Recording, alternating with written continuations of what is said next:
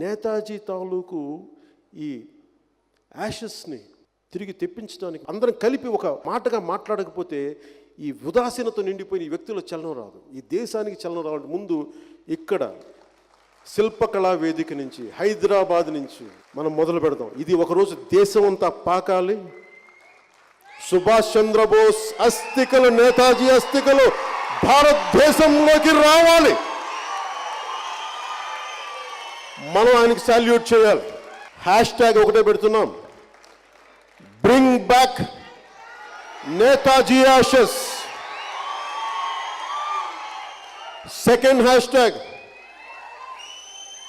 Renkoji to red fort. ఈరోజు నేను నోరు తెరిచి అడుగుతున్నాను, మన నేతాజీ కోసం నిలబడమని అడుగుతున్నాను. ఆయన అస్థికలు రావాలని మనసు పెట్టండి.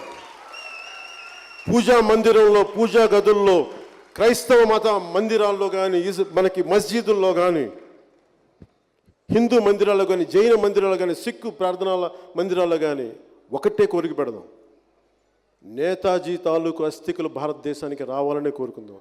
అదే సభ యొక్క ముఖ్య ఉద్దేశం.